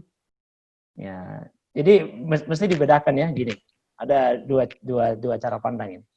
Kalau misalnya dari Nabi kemudian ke sahabat, kemudian ke tabiin, ya tabiin misalnya, semakin sedikit tingkatannya itu semakin bagus. Tapi kalau cabangnya itu semakin banyak semakin bagus cabangnya. Itu misalnya satu sahabat saja yang meriwayatkan dari Nabi dengan dua sahabat yang meriwayatkan dari Nabi itu lebih bagus kalau dua sahabat. Ya, dua sahabat. Ini bukan dua tingkatan namanya ya. Satu tingkat, cuma dua sahabat di situ. Ya, kalau tambah lagi satu sahabat, itu tentu semakin bagus. Tapi itu satu tingkat semua. Cuma ada 3 rawi pada satu tingkat. Ya, ada lagi rawi yang keempat, sahabat yang keempat. Itu namanya 4 rawi pada satu tingkat pada satu tabaqah. Tapi kalau berurut ke bawah, itulah yang saya maksud, semakin sedikit tingkatannya, semakin bagus hadis tersebut. Itu dinamakan dengan sanad ali. Karena itu dulu ulama kita ada kebiasaan melakukan rihlah, perjalanan atau perlawatan untuk mencari sanad yang lebih pendek. Sebetulnya hadis itu dia tahu hadis itu. Tapi dia ingin memangkas jalurnya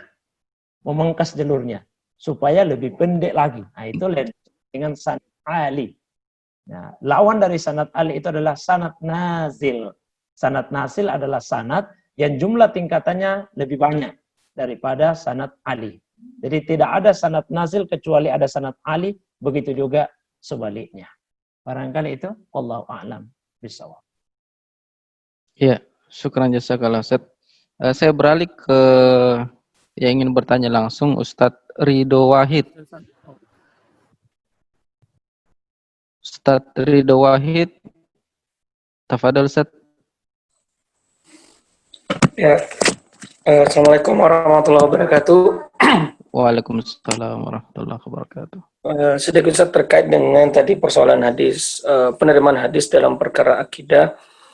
Mungkin perlu kami mendapatkan penjelasan lebih dalam Ustaz terkait dengan perbedaan makna menempatkan hadis ahad dengan menerima hadis ahad. Jadi jangan sampai nanti dikiranya ketika penempatan hadis ahad dalam perkara akidah furu'iyah, ada yang menempatkan, ada yang tidak menerima, dikatakan ingkar sunnah. Itu kan juga berkonsekuensi besar, Ustaz. Mungkin perlu penjelasan, Ustaz. Semoga kami lebih memahami dan lebih mendalami. Syukran, jazakumullah khairan. Iya, baik. Jadi Ya, tafadhol Ustaz. Untuk mudahnya seperti ini ya. Misalnya ada hadis Nabi SAW diriwayatkan oleh Imam Muslim. Itu disebutkan bahwa idza tashahhada ahadukum falyasta'iz billahi min arba'. Apabila salah seorang di antara kalian sudah tasyahud, maka hendaklah ia berlindung kepada Allah dari 4 hal.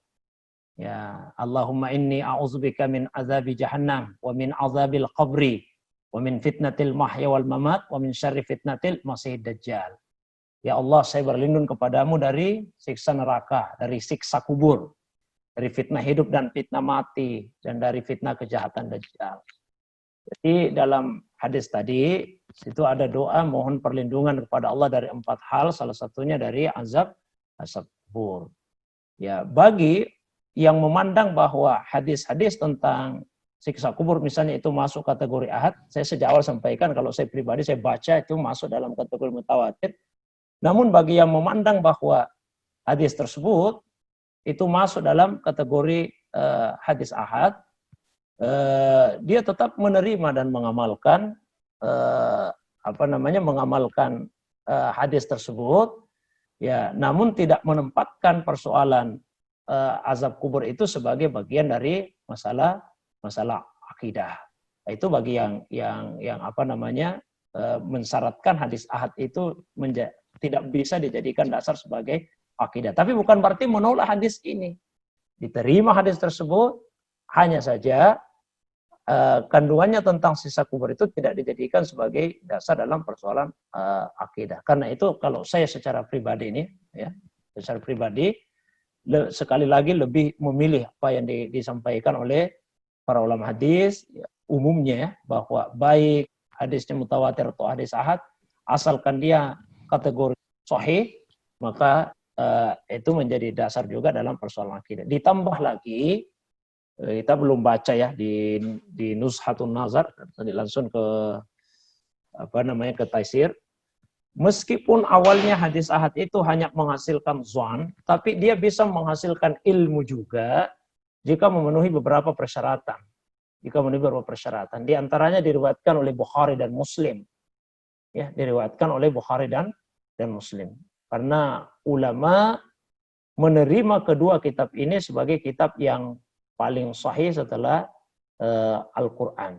Jadi terangkat status hadis itu meskipun di ahad, tidak lagi sekedar menghasilkan zon semata-mata, tapi sudah mulai menghasilkan ilmu. Meskipun tetap berbeda dengan ilmu yakini, itu namanya ilmu nazari, ilmu yang berdasarkan penalaran. Barangkali itu, wallahu a'lam bishawab. Ya, alhamdulillah. Bagaimana Ustadz Ridho Wahid? Apakah sudah ridho dengan jawabannya, Ustadz? Atau masih ada yang mengganjal? Insyaallah. Jazakumullah khairan, Ustaz. Iya. Oke, sekarang kembali ke chatroom, Ustaz. Ini ada pertanyaan. Bagaimana caranya kita mengetahui ciri-ciri dari hadis mutawatir, sementara kita sendiri tidak mengetahui jumlah perawinya? Nah, maksudnya adakah ciri lain mungkin selain dari karakteristik perawi tersebut, sehingga ketika kita melihat hadis tersebut atau membaca, kita bisa minimal memperkirakan bahwa oh ini mutawatir atau ini tidak mutawatir. Baik. Ustaz. Ini hampir sama ya dengan pertanyaan yang pernah diajukan, bagaimana cara menghukumi sebuah hadis itu sahih. Saya harus sampaikan gini ya. Kita harus membedakan antara cara menghukumi dengan cara mengetahui. Jadi kalau pertanyaan bagaimana cara kita menghukumi hadis mutawatir dengan cara mengetahui hadis itu mutawatir, itu berbeda. Kalau untuk menghukumi hadis itu mutawatir, yang bisa melakukan itu adalah para ulama hadis. Mereka lah yang bisa menghukumi, ya, memberi penilaian. Menghukumi itu bukan menghukum ya, menghukumi itu maksudnya memberikan penilaian. Jadi para ulama hadis lah yang bisa memberikan penilaian bahwa hadis ini mutawatir setelah mereka mengkaji jalur-jalurnya. Nah, tapi kalau untuk mengetahui, meskipun bukan ulama hadis, juga bisa mengetahui bahwa hadis itu mutawatir. Berdasarkan apa? Berdasarkan penilaian dari ulama. Jadi ketika ada ulama hadis yang kita percayai memberikan penilaian ini mutawatir, kita tahu bahwa hadis ini mutawatir. Tidak harus dengan kita sendiri yang melakukan penelitian, tapi cukup dengan pemberitaan dari para ulama tersebut. Contoh misalnya, dan tadi ada beberapa sumber ya, beberapa sumber kitab yang bisa dijadikan rujukan untuk mengetahui hadis mutawatir. Di antaranya Al-Azhar Al-Mutanasirah yang ditulis oleh Imam As-Suyuti. Nah, dari kitab-kitab itulah kita bisa mengetahui hadis ini yang masuk dalam kategori hadis mutawatir. Contoh-contoh yang saya sebutkan tadi seperti misalnya tentang Al-Haud, tentang telaganya Nabi. Saya sebutkan ini adalah hadis mutawatir. Saya misalnya atau kita semua mengetahui itu, bukan kita yang mengkaji, tapi ulama yang sudah mengkaji, memberi penilaian, memberitahukan kepada kita, maka kita tahu dari penilaian tersebut. Tapi beda dengan, mohon maaf sekali lagi, hadis tentang siksa kubur. Hadis tentang siksa kubur, saya sendiri mencari itu berapa banyak jalur-jalurnya ini. Yang saya lihat bahwa sangat banyak sahabat yang meriwayatkan hadis mengenai persoalan siksa kubur tersebut. Karena itu saya berpendapat bahwa dia sesungguhnya adalah masuk dalam kategori hadis yang mutawatir dari segi makna. Ada sekian banyak sahabat yang meriwayatkan hadis-hadis yang berkaitan dengan hal tersebut. Barangkali itu ya yang bisa sampaikan. Wallahu a'lam bishawab. Ya, jazakallah Ustaz. Ini masih ada lagi pertanyaan. Ini masih lanjut pertanyaan terus Ustaz, atau ada materi yang ingin kita sampaikan Ustaz? Pertanyaannya barangkali ya, karena oh iya, materinya ini udah, kecuali kalau mau pindah ke kitab yang satunya boleh. Oh iya. Nah, ini ada pertanyaan Ustaz terkait dengan tabakat juga. Yang menjadi acuan untuk mengkategorikan suatu hadis sebagai masyhur atau gharib itu berdasarkan tabakat yang mana? Pada masa sahabat saja atau beberapa tabakat atau di akhirnya, Ustaz? Baik. Ini untuk kategori masyhur atau gharib itu di tabakat yang mana? Tafadhal, Ustaz. Kaidah dasarnya di kalangan ulama hadis itu adalah al-ibratu bi aqallil adad. Itu kaidah dasarnya. Al-ibratu bi aqallil adad. Yang menjadi standar adalah jumlah yang paling minimal, jumlah yang paling sedikit. Itu yang jadi standar. Al-ibra bi aqallil adad. Contoh misalnya tadi ya, disebutkan bahwa Umar seorang diri meriwayatkan, kemudian Alqamah seorang diri, dibawanya seorang diri. Setelah itu kemudian banyak. Meskipun dibawanya itu banyak, tapi karena ada beberapa tabakat yang hanya satu saja, maka tetap dia disebut dengan hadis gharib. Jadi semua tingkatan tabakatnya itu dinilai. Yang mana yang jumlahnya paling sedikit, maka itulah yang menjadi atribut terhadap hadis tersebut. Nah, atau seperti tadi contoh mengenai hadis aziz, Abu Hurairah dengan Anas, kemudian dari Anas ada 2 tabi'in, masing-masing itu kemudian ada 2. Setelahnya itu kemudian jama'atun, banyak yang meriwayatkan. Yang dilihat yang mana? Aqallil adad, jumlah yang paling sedikit. Jadi bukan awalnya, bukan tengahnya, bukan akhirnya, tapi semua tabakat dilihat, yang mana yang paling sedikit rawinya, maka itulah yang dijadikan sebagai atribut terhadap hadis tersebut. Ya, mudah-mudahan bisa difahami. Wallahu a'lam bishawab.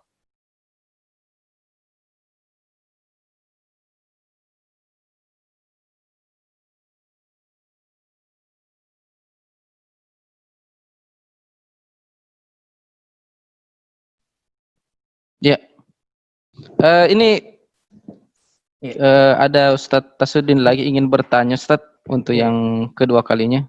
Tafadhal Ustadz Tasudin dari Banjarnegara. Ya, afwan. Kedua kalinya Ustadz. Ya, enggak apa-apa, Ustadz. Kalau Banjarnegara Jawa Tengah, kalau ini Kota Banjar Jawa Barat. Oh, Kota Banjar sih. Iya. Jawa Barat, iya. Kalau ini Sunda, orang Sunda. Tadi kan di penjelasan tentang hadis mutawatir, Ustadz Mahmud Tohan ini mengutip dari kitab Tadribur Rawinya Imam As-Suyuti yang menjelaskan bahwa hadis mutawatir itu 10 rawinya. Jadi misalnya paling sedikitnya 10 rawi dalam satu tabaqah. Nah, saya ingin mendapatkan penjelasan untuk jadi referensi bagi kita, karena tadi dijelaskan ada khilaf atau perbedaan di karangan ulama tentang penentuan rawi bagi mutawatir. Karena saya pernah mendengar ada yang 40 dan lain sebagainya. Bisa Ustadz ceritakan pendapat siapa saja yang berbeda-beda itu dan jumlah rawi di mutawatirnya syaratnya berapa? Saya ingin mengetahuinya, Ustadz. Terima kasih. Iya. Memang banyak pandangannya ulama kita dalam penentuan jumlah itu. Ada yang menentukan 40, ada yang menentukan 12, ada yang menyebut 10, dan masing-masing mengemukakan dalil yang sebetulnya tidak berkaitan secara langsung dengan penetapan itu. Ada yang misalkan yang mengatakan 12 karena jumlah muridnya Nabi Isa dulu misalnya 12. Ada menyebut 40 sebagaimana jumlah yang diwajibkan ketika salat Jumat dan sebagainya. Karena itu, kalau saya pribadi, ya, sesungguhnya tidak mengikuti apa yang ditulis oleh Mahmud Tohan. Hanya karena kitab rujukan kita ini, Mahmud Tohan, saya sebutkan tadi 10. Kalau saya secara pribadi, tidak mensyaratkan jumlah tertentu. Tapi, seperti yang disebut dalam definisi itu, jumlah yang menurut ukuran kebiasaan itu mustahil mereka sepakat untuk berdusta. Jadi itu, ukuran itu mustahil mereka sepakat. Karena sekalipun misalnya ada 10 orang, 10 rawi yang meriwayatkan, tapi 10 orang ini belajar pada guru yang sama. Jadi 10 rawi ini adalah mereka semua selevel, katakanlah kalau bahasa kita sekarang di satu pondokan yang sama, gurunya sama, secara akal mereka dan kebiasaan mereka mungkin saja bersepakat untuk membuat-buat sebuah hadis. Maka angka 10 itu tidak menjamin. Atau bahkan misalnya 100 orang sekali, ini secara teori ya, secara teori. 100 orang sekalipun yang meriwayatkan sebuah hadis, tapi 100 orang itu semua di pesantren yang sama, kalau bahasa kita sekarang. Maka mereka mungkin saja bersepakat untuk melakukan satu kebohongan. Tapi meskipun misalnya hanya 7 orang saja yang meriwayatkan, tapi 7 orang ini tinggal di kota yang berbeda-beda. Mereka tinggal di kota yang berbeda-beda, yang tidak pernah ketemu. Setelah diteliti oleh para ulama jarh wa ta'dil. 7 orang tidak pernah ketemu, mereka meriwayatkan berita yang sama. Maka jumlah 7 itu pun, pandangan saya, itu sudah mencukupi untuk disebut sebagai hadis yang mutawatir. Sehingga sebetulnya kalau definisi pokoknya itu tidak menyebut jumlah. Ini dikatakan tuhilul adatu tawatuhum alal kadzib, yang menurut kebiasaan mustahil mereka sepakat untuk berdusta. Berapa jumlah itu? Muncullah keragaman pendapat tadi, yang menurut pandangan saya tidak terlalu penting itu berapa jumlahnya, dengan alasannya karena tidak klop sebetulnya dalil yang dikemukakan itu. Menurut saya, asalkan jumlah itu membuat kita bisa meyakini bahwa mustahil mereka sepakat untuk melakukan kebohongan, itu sudah cukup untuk menentukan bahwa itu adalah hadis mutawatir. Ini sekalian saya ada pertanyaan di room chat ini, karena berkaitan. Mungkinkah ada perbedaan dalam penentuan hadis mutawatir? Oh, sangat mungkin ya, sangat mungkin. Ada yang menganggap hadis itu mutawatir, yang lainnya menganggap bahwa hadis itu adalah hadis ahad. Seperti misalnya tentang Imam Mahdi. Tentang hadis Imam Mahdi. Ada yang menganggap bahwa hadis tentang Imam Mahdi itu adalah hadis yang ahad. Ada yang menganggap bahwa hadis tentang Imam Mahdi itu adalah hadis yang mutawatir. Bagi yang menganggap bahwa dia hadis mutawatir, konsekuensinya kalau mengingkari tentang Imam Mahdi berarti dia kafir. Karena mengingkari masalah akidah yang ditetapkan hadis mutawatir. Jadi sangat sifatnya itu ijtihadiyah dalam menetapkan bahwa hadis ini mutawatir. Itu adalah hal yang bersifat ijtihadiyah, bukan satu kepastian. Wallahu a'lam bishawab. Syukran jazakumullahu khair Ustaz. Bagaimana Ustaz Tasudin? Cukup jelas? Ya, cukup jelas Ustaz. Terima kasih. Ya, alhamdulillah. Sekarang kita beralih ke Ustaz Muhammad Syamsukri. Ini raise hand. Boleh Ustaz di-unmute dan diaktifkan kameranya, Ustaz? Tafadhal.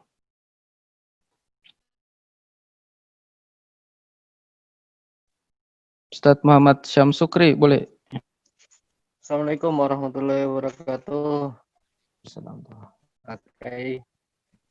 Saya ingin tanyakan cuma sedikit, Ustaz, terkait kita mungkin sering membaca dalam suatu hadis yang kemudian ada tambahan tulisan di belakangnya disahihkan